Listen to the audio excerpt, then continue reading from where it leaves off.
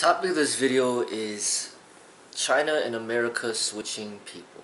So imagine this, imagine if all the people in China came to America. So there are 1.5 billion people or however many people they got were in America. And then say all the people in America lived in China. And they just switched.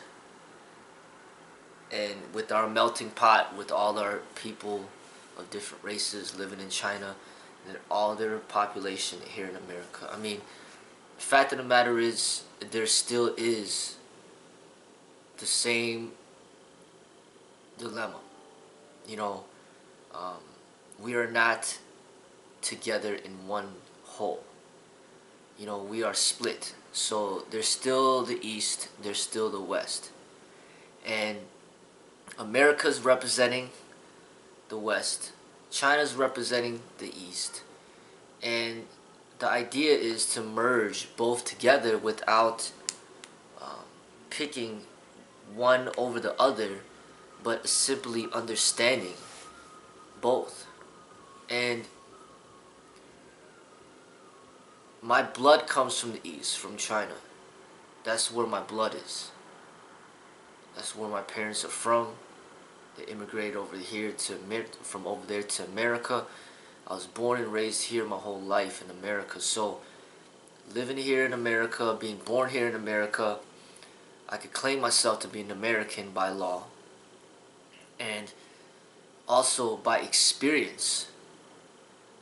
I've been living in America for my whole life. So obviously I know what the culture for America is. I know America.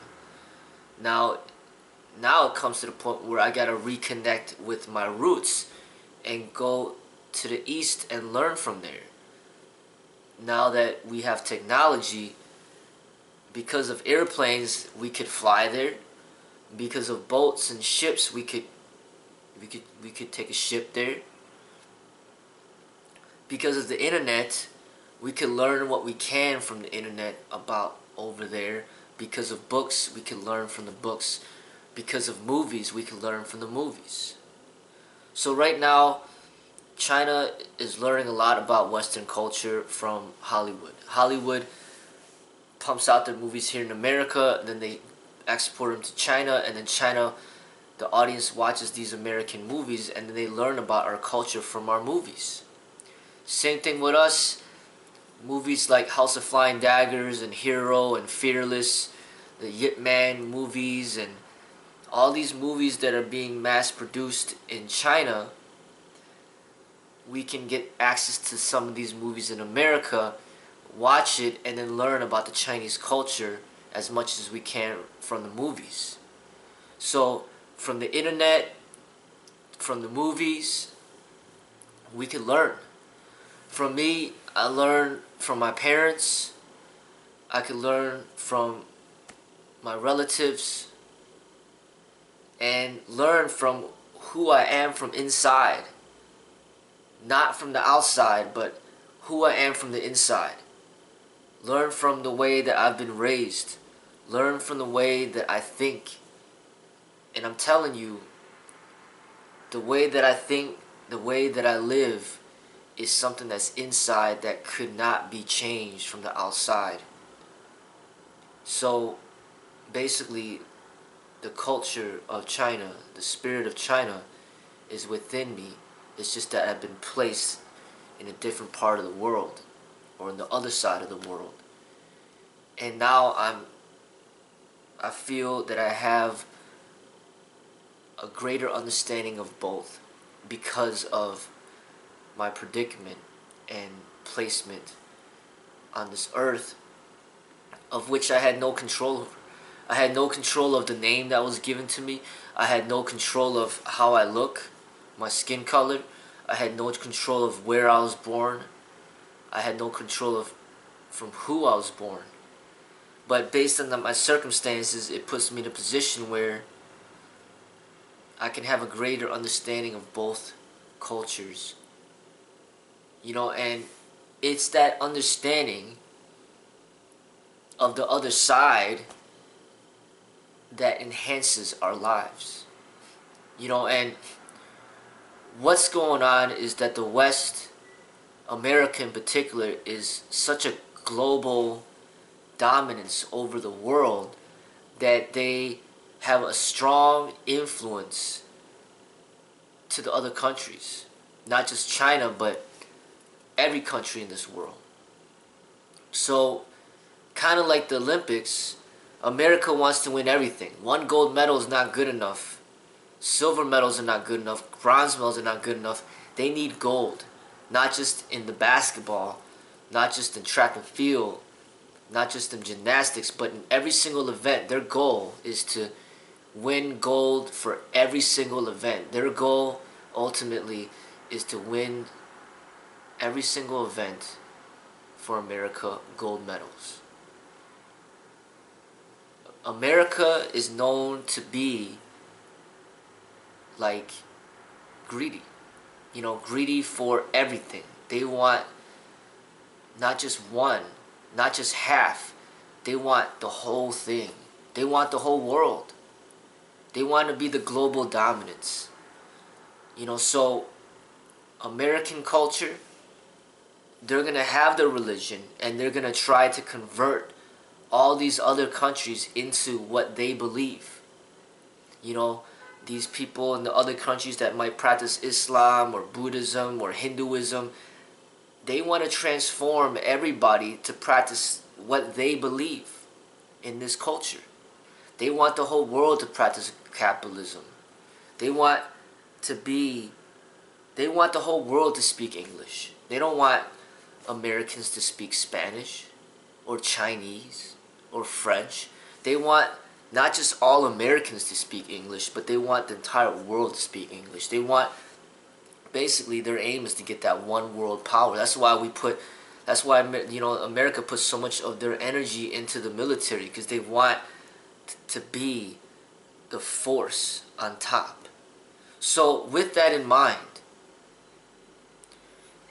if more of the Chinese people, they might look different, but if their minds and their hearts get converted to what is America, is what is representing America, if everybody in China starts eating McDonald's, you know, loving football and basketball and all about pornography and, you know, all about Western culture, materialism, everybody's converted to Christianity, everybody speaks English, everybody is exactly the way they are. Basically, if they whitewash Chinese people and they turn the Chinese people into Americans, then essentially you're denying that other side that you were supposed to learn about. So that's like the Western sports where they just focus on that one strong side that they're good at, and they completely forget about the other side. Like the basketball players will only shoot with their dominant hand, which is usually the right hand. They don't shoot with the left hand. Baseball players will always just bat with the right hand with what they're strong with. They're not going to bat on the other side. They will always just focus on that one-sidedness. So the more that America has an influence over the world, the less that we're going to actually learn about that other side of us that will complete us. Because if even Chinese people are basically just another version of the American, then what are we learning? You know, that's what is so important about culture and keeping culture pure, is that when there is pure culture from another country that is clearly different than America, that enhances our lives, because now we're learning about something different that we are not practicing ourselves or expressing in our country. So no matter if it's African culture, Chinese culture, Japanese culture, Korean culture, Thai culture, the different way they dress, the different way they speak, the different movies that they make, you know, the different religions that they practice, the spiritual practices, their different arts, martial arts, their different ways of dancing, their different ways of making food, the different ways that they look, like the different values that they have. The more different that they are, the better it is for our growth, because then we could see the other side, learn from it, rather than trying to make everybody become who we are, what we think is best. And that is where our downfall is that we're not recognizing the importance of these cultures. And when they try to stay strong to their roots and who they are, then we might accuse them of racism or discrimination because they're being perceived as not being open to change. Like, what I noticed is that, like, as Americans, we're so quick to point fingers at them for being racist, not open to change, because we're trying to make them change into who we are. But when it comes to them trying to change who we are, we don't want anything to do with that. How many people in America do you know speaks Chinese, Cantonese fluently? How many people in America do you even know has a deep appreciation for Chinese culture and the Chinese people? How many people in America do you know are strong practitioners of Buddhism or Tao? I mean, there's not going to be that many, and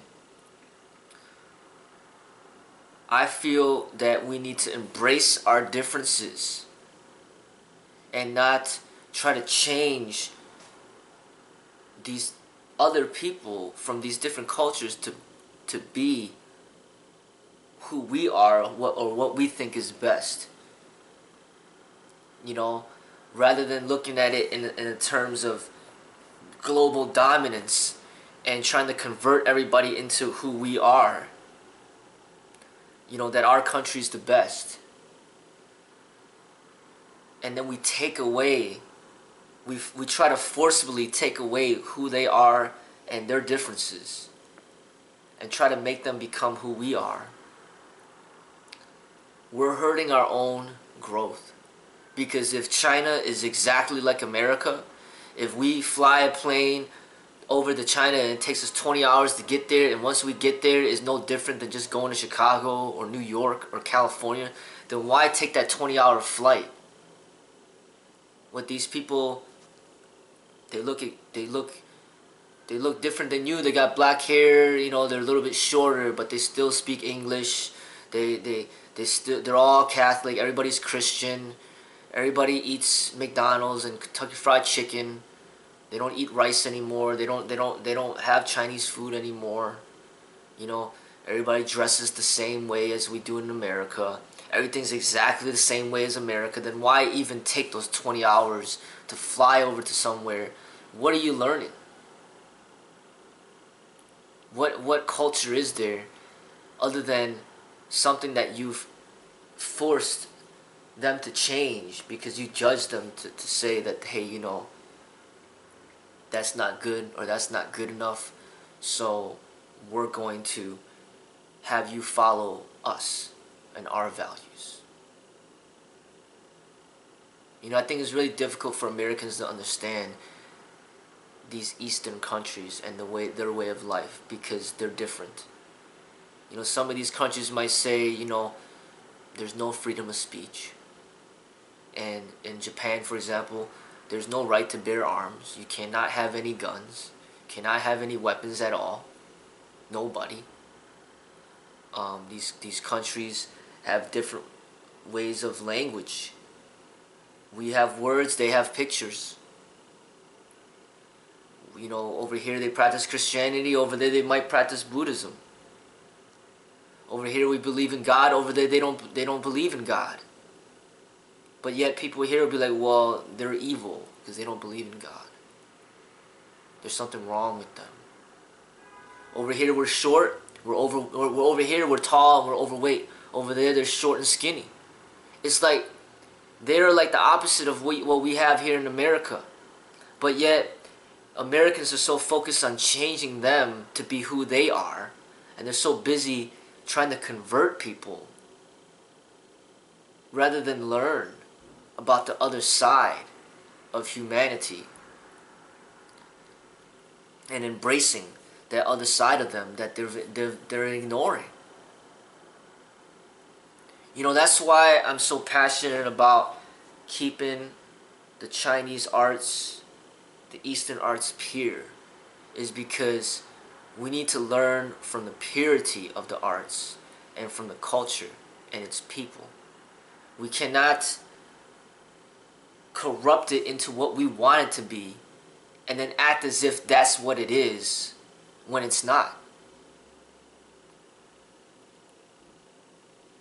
You know, like put our ego and our energy into it, our capitalism into it, our competitiveness into it, and then call it the same thing and try to say that, hey, you know, we're learning from them. You're not learning from them because you've manipulated their teachings to adjust to what you want it to be, and you're presenting it in this country as if this is the pure teachings when it's not.